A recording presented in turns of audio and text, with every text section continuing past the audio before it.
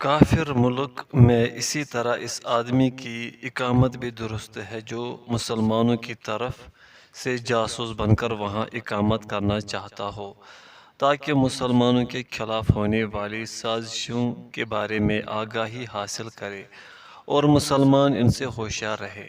जिस तरह नबी सल्लल्लाहु अलैहि वसल्लम ने हुज़ैफा बिन यमान रदियल्लाहु अन्हु को मुशरिकीन के दरमियान भेजा था कि आप इन हालात से आगाह रहे। तीसरी नौइयत ये है कि मुस्लिम हुकूमत की किसी ज़रूरत और काफिर मुल्क के साथ ताल्लुकात को मुनज़्ज़म करने की गर्ज से इकामत इख्तियार की जाए। जैसे सफारत के अहलकार, तो इसका हुक्म इकामत की गर्ज़ो गायत के ताबे है। मसलन मुल्हिक सकाफ़ी, जिसका क़ियाम इस गर्ज से होता है कि तलबा के मामलात की देखभाल और इनकी निगरानी हो, इन्हें इस्लाम और इस्लामी इखलाक व आदाब पर कारबंद रखा जाए, तो ऐसी इकामत से एक बड़ी मसलहत हासिल होती है और शर का दफ़इया होता है। चौथी नौइयत ये है कि इकामत तिजारत और इलाज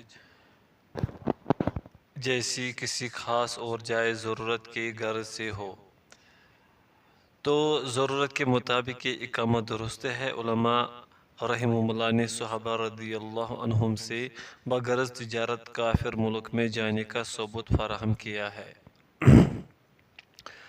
पाँचवीं नौइयत यह है कि तालीम की गर्ज से वहाँ इकामत की जाए। ये इकामत भी साबिक इकामत की तरह इकामत बराए ज़रूरत ही की किस्म है, लेकिन इससे ज़्यादा ख़तरनाक और क़ियाम करने वाले दीन व अखलाक के हक़ में सख्त तबाकुन है।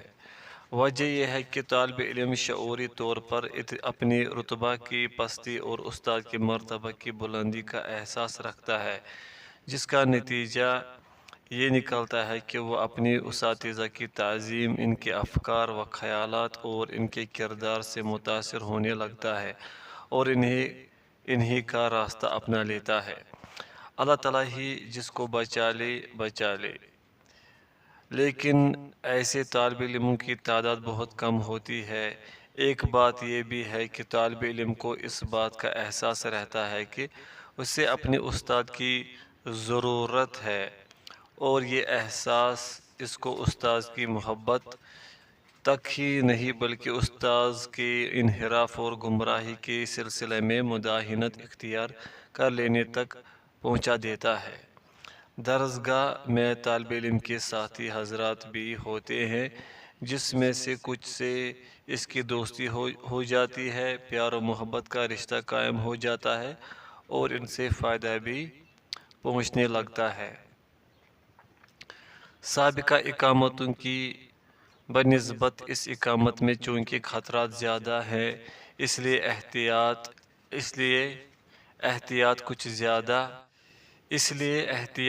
कुछ ज़्यादा ही ज़रूरी हो जाती है। चनाचे दोनों बुनियादी शर्तों के साथ मज़ीद चंद शर्तें आयद की जाती है। शर्त अव्वल, तालिब इल्म अक्ल की पुख्तगी के ऐसे मुकाम पर पहुँच चुका हो कि सूद वज़िया में तमीज़ कर सके और आगे दूर तक सोच सके। नौ उम्रों और कोता अक्लों को भेजना इनके दीन, अखलाक और किरदार के लिए ख़तरनाक है। फिर वो खुद अपनी उम्मत के लिए भी ख़तरा है, जिनमें कि वो वापस आएंगे और इनमें भी वही जहर घोलेंगे जिसे काफिरों के हाथों पी आए हैं। वाक़ात इसकी गवाही दे चुके हैं और दे रहे हैं। बहुत से तालिब इल्म जिन्होंने हुसूल इल्म के लिए काफिर मुल्क में इकामत इख्तियार की है, जब लौटे हैं तो अपना सब कुछ लुटा कर लौटे हैं, अपने दीन, अखलाक और किरदार से मुनहरिफ होकर आए हैं।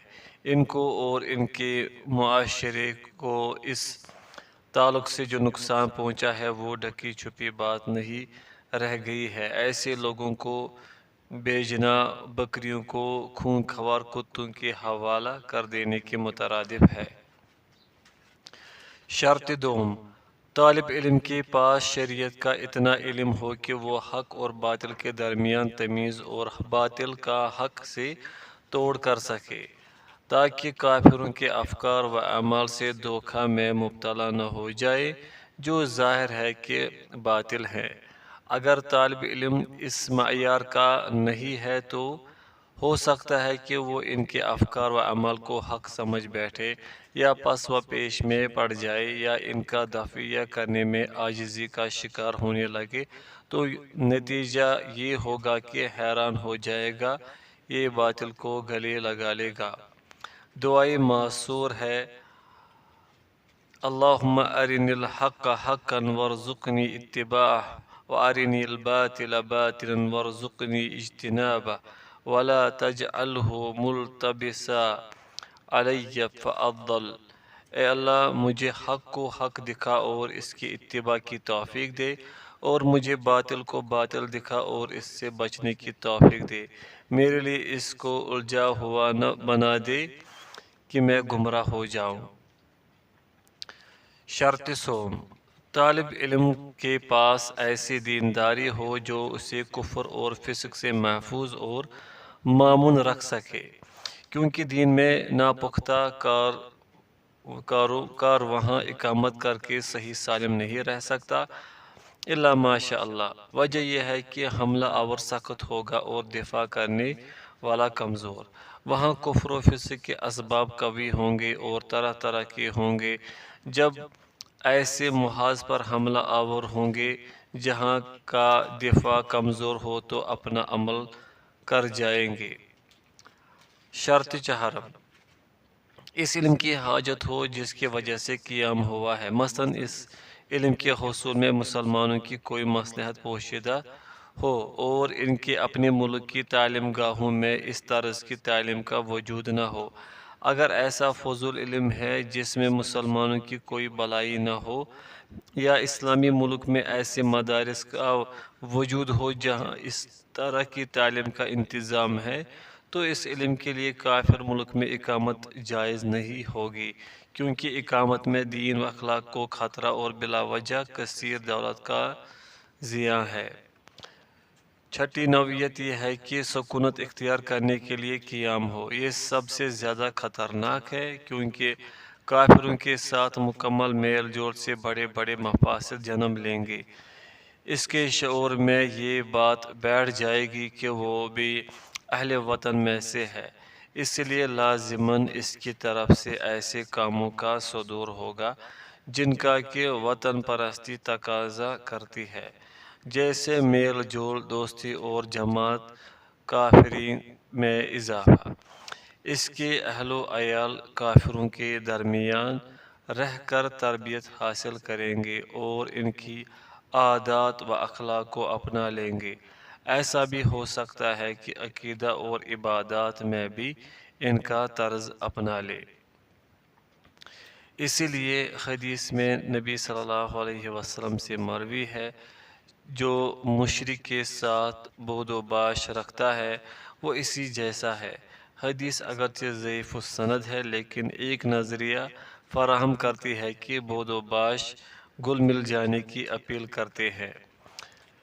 قیس بن ابی حازم جریر بن عبداللہ رضی اللہ عنہ سے روایت کرتے ہیں کہ نبی صلی اللہ علیہ وسلم نے فرمایا: میں ہر اس مسلمان سے بری ذمہ ہوں جو مشرکین کے درمیان رہتا سہتا ہے۔ لوگوں نے کہا: یا رسول اللہ، کیوں؟ فرمایا: دونوں کی آگ نہیں دکھائی دینی چاہیے۔ اس حدیث کو ابو داؤد اور ترمذی نے روایت کیا ہے اور اکثر راویوں نے اس سے قیس بن ابی حازم عن نبی صلی اللہ علیہ وسلم مرسلاً ہی روایت کیا ہے۔ امام ترمذی نے کہا کہ میں نے محمد یعنی امام بخاری سے سنا ہے، اس نے کہا ہے کہ حدیث قیس عن نبی صلی اللہ علیہ وسلم مرسل ہی درست ہے۔ کسی مومن کی طبیعت کیسے گوارا کرے گی کہ وہ کافر ملک میں سکونت اختیار کرے جہاں شعائر کفر علی الاعلان ادا کیے جاتے ہوں، غیر اللہ اور غیر رسول کا حکم چلتا ہو، وہ اپنی آنکھوں سے دیکھتا اور اپنی کانوں سے سنتا ہو اور اس پر راضی ہو۔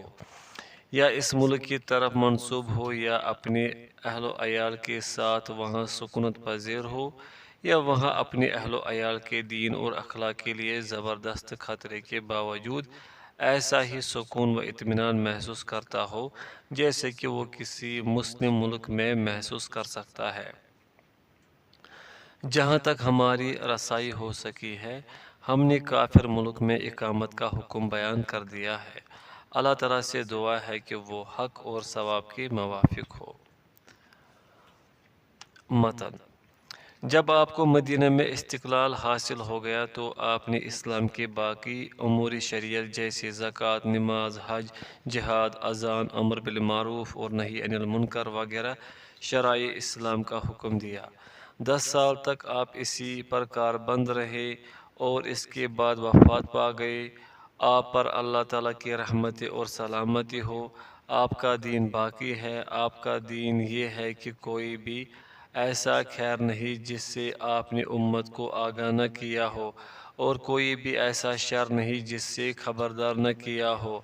خیر جس سے آگاہ کیا وہ توحید اور ہر وہ چیز ہے جسے اللہ تعالیٰ پسند فرماتا اور راضی ہوتا ہے، اور شر جس سے خبردار کیا وہ شرک اور ہر وہ چیز ہے جسے اللہ تعالیٰ ناپسند فرماتا اور جس کا انکار کرتا ہے۔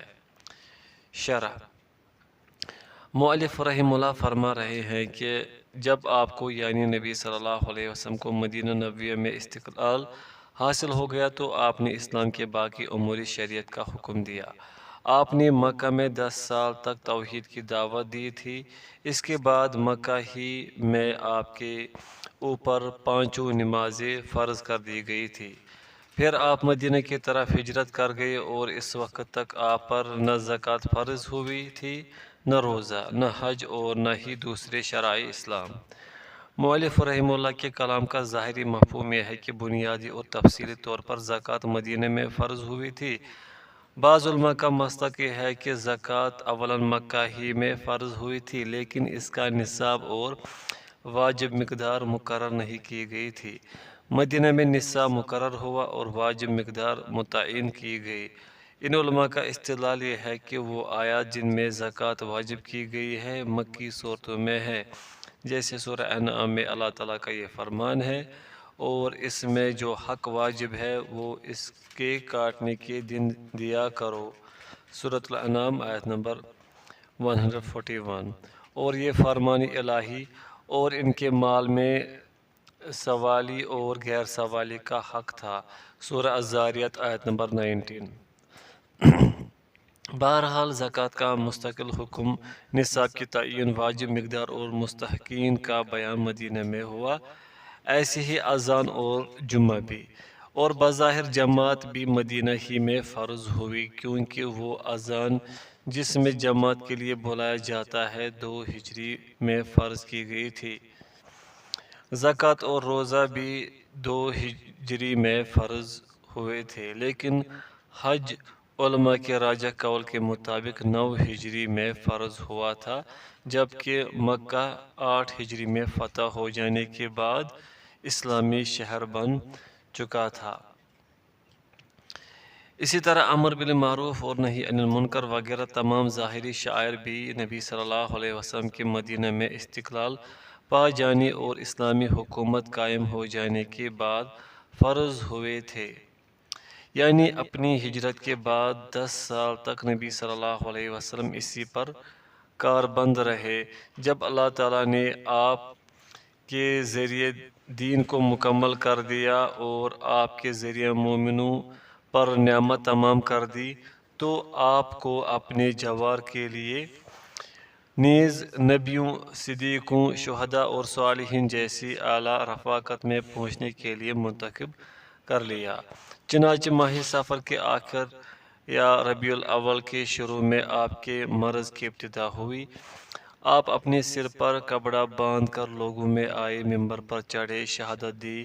اس کے بعد پہلی بات جو آپ نے کی وہ یہ تھی کہ جنگ احد میں قتل کیے گئے شہداء کے لیے استغفار کیا۔ پھر فرمایا اللہ تعالیٰ نے اپنے ایک بندے کو اختیار دیا تھا کہ وہ دنیا لے لے یا وہ لے لے جو اللہ کے پاس ہے۔ تو بندے نے وہی اختیار کر لیا جو اللہ کے پاس ہے۔ ابوبکر رضی اللہ عنہ سمجھ گئے اور رو پڑے اور کہا میرے ماں باپ قربان ہو جائے، ہم اپنے باپوں، اپنی ماؤں، اپنی اولاد، اپنی جان اور اپنی دولت کے ساتھ آپ پر فدا ہو جائیں گے۔ نبی صلی اللہ علیہ وسلم نے فرمایا ابوبکر خاطر جمع رکھو، پھر فرمایا میرے ساتھ اپنی صحبت اور دولت میں سب سے زیادہ احسان کرنے والے ابوبکر ہیں۔ اگر میں اپنے رب کے علاوہ کسی کو خلیل بناتا تو ابوبکر کو بناتا، لیکن یہ اسلام کی خلیلیت اور محبت ہے۔ اور آپ نے ابوبکر کو حکم دیا کہ وہ لوگوں کو نماز پڑھائے۔ جب 11 ہجری میں 12-13 ربیع الاول سوموار کا دن آیا تو اللہ تعالیٰ نے آپ کو اپنے جوار کے لیے منتخب فرمایا۔ جب وفات کا وقت قریب آ گیا تو آپ اپنی قریب رکھے ہوئے پانی میں ہاتھ ڈال کر اپنی چہرہ مبارک پر پھیرتے اور فرماتے اللہ کے سوا کوئی معبود نہیں، بے شک موت کے لیے سکرات ہے۔ پھر آسمان کی طرف نگاہ اٹھائی اور فرمائے اے اللہ اعلی رفاقت میں اسی دن آپ وفات پا گئے، لوگ بے چین ہو گئے اور حق تھا کہ بے چین ہو۔ آخر ابوبکر رضی اللہ عنہ تشریف لائے، ممبر پر چڑھے، حمد و ثنا کی، پھر فرمایا اما بعد جو محمد صلی اللہ علیہ وسلم کی عبادت کر رہا تھا تو اسے معلوم ہونا چاہیے کہ محمد صلی اللہ علیہ وسلم انتقال فرما گئے ہیں، اور جو اللہ کی عبادت کر رہا تھا تو بے شک اللہ زندہ ہے، انتقال نہیں کرے گا۔ پھر یہ قرات کی اور محمد صرف رسول ہے، ان سے پہلے اور بھی بہت رسول گزر چکے ہیں، سو اگر ان کا انتقال ہو جائے یا وہ قتل کر دیے جائے تو کیا تم لوگ الٹے پھر جاؤ گے؟ سورہ آل عمران آیت نمبر 144۔ دوسری جگہ فرمایا بے شک آپ کو بھی مرنا ہے اور ان کو بھی مرنا ہے، سورہ الزمر آیت نمبر 30۔ لوگوں کا رونا دھونا شدت اختیار کر گیا اور یقین ہو گیا کہ آپ وفات پا چکے ہیں۔ آپ کی تقریم کے پیش نظر آپ کو آپ کے لباس ہی میں غسل دیا گیا، پھر 3 کپڑوں سفید سہولی چادروں میں کفن دیا گیا جس میں نہ قمیص تھی نہ پگڑی۔ لوگوں نے تنہا بغیر امام آپ کی نماز جنازہ پڑھی، پھر بدھ کی رات میں آپ کے بعد ہونے والے خلیفہ کی بیعت کے بعد دفن کیے گئے۔ آپ پر آپ کے رب کی طرف سے افضل درود اور اکمل سلامتی ہو۔ متن آپ کو اللہ تعالیٰ نے تمام لوگوں کی طرح مبعوث فرمایا، آپ کے اطاعت اللہ تعالیٰ نے تمام ثقلین یعنی جن و انس پر فرض کی۔ دلیل اللہ تعالیٰ کا یہ ارشاد ہے آپ کہہ دیجئے کہ اے لوگو تم تمام کی طرف میں اللہ کا بھیجا ہوا رسول ہوں، سورۃ الاعراف آیت نمبر 158۔ شرح اللہ تعالیٰ نے مبعوث فرمایا یعنی بھیجا اور رسول بنایا۔ اس آیت میں یہ دلیل ہے کہ محمد صلی اللہ علیہ وسلم تمام لوگوں کی رسول ہیں۔ جس ذات نے آپ کو رسول بنایا ہے، آسمانوں اور زمین کی ملکیت اسی کی ہے، اسی کے ہاتھ میں زندگی اور موت دینا ہے، وہی تنہا الوہیت کا حقدار ہے جیسے کہ ربوبیت کا حقدار ہے۔ پھر آیت کے آخر میں اللہ تعالیٰ نے حکم دیا ہے کہ اس امی نبی رسول پر ایمان لائے اور اس کی اتباع کرے کہ یہی علمی اور عملی ہدایت کا سبب نیز ہدایت رہنمائی و ہدایت توفیق کا باعث ہے، لہذا آپ تمام یعنی جن و انس کے رسول ہیں۔ ان کی کثرت تعداد کے پیش نظر انہیں کا نام لیا گیا ہے۔ متن اللہ تعالیٰ نے آپ کے ذریعے دین کو مکمل فرمایا۔ دلیل اللہ تعالیٰ کا یہ ارشاد ہے آج کے دن تمہارے لیے تمہارے دین کو میں نے کامل کر دیا اور میں نے تم پر اپنا انعام تام کر دیا اور میں نے اسلام کو تمہارا دین بننے کے لیے پسند کر لیا، سورۃ المائدہ آیت نمبر 5۔ شرح یعنی آپ کا دین قیامت تک رہنے والا ہے۔ آپ کی وفات اس وقت ہوئی جب امت کو آپ معاملات کی تمام ضروری گوشوں سے آگاہ فرما چکے تھے، حتیٰ کہ ابو ذر رضی اللہ عنہ فرماتے ہیں نبی صلی اللہ علیہ وسلم نے آسمان میں اپنی پروں کو حرکت دیتے ہوئے پرندے کی جانکاری دینے بھی نہ چھوڑی۔ کسی مشرک نے سلمان فارسی رضی اللہ عنہ سے کہا تھا، تمہارے نبی تو تمہیں خرائط یعنی قضائے حاجت کے آداب تک سکھا دیے ہیں۔ انہوں نے جواب دیا تھا، ہاں، ہمیں پاخانہ یا پیشاب کرتے وقت قبلہ کی طرف منہ کرنے سے، 3 پتھروں سے کم میں استنجا کرنے سے، گوبر یا ہڈی کے ذریعے طہارت لینے سے منع فرمایا ہے۔ چنانچہ نبی صلی اللہ علیہ وسلم نے تمام دین کو واضح فرما دیا ہے، کہہ کر، عمل کر کے اور سکوت اختیار کر کے یا کسی سوال کا جواب دے کر، سب سے عظیم چیز جو آپ نے بیان فرمائی وہ توحید ہے۔ ہر حکم جو آپ نے دیا دنیا و آخرت میں امت کے لیے خیر ہے، ہر چیز جس سے آپ نے روکا دنیا و آخرت میں امت کے لیے شر ہے۔ بعض لوگ جو جہالت کا ثبوت دیتے ہوئے دعویٰ کرتے ہیں کہ امر اور نہی میں تنگی ہے، تو یہ بصیرت کا خلل، اعتماد کی کمی اور دین کی کمزوری ہے، ورنہ عام قاعدہ ہے کہ دین کے سلسلے میں اللہ تعالیٰ نے کوئی پریشانی نہیں رکھی ہے، بلکہ دین کل کا کل آسانی اور سہولت ہے۔ اللہ تعالیٰ نے فرمایا ہے، اللہ کو تمہارے ساتھ آسانی کرنا منظور ہے اور تمہارے ساتھ دشواری منظور نہیں۔ سورۃ البقرہ آیت نمبر 185۔ اور فرمایا، اور تم پر دین میں کسی قسم کی تنگی نہیں کی۔ سورۃ الحج آیت نمبر 78۔ اور فرمایا، اللہ کو یہ منظور نہیں کہ تم پر کوئی تنگی ڈالے۔ سورۃ المائدہ آیت نمبر 6۔ پس ہر طرح کی تعریف اللہ کے لیے ہے، اس کی تام نعمت اور اس کے کامل دین پر۔ کافر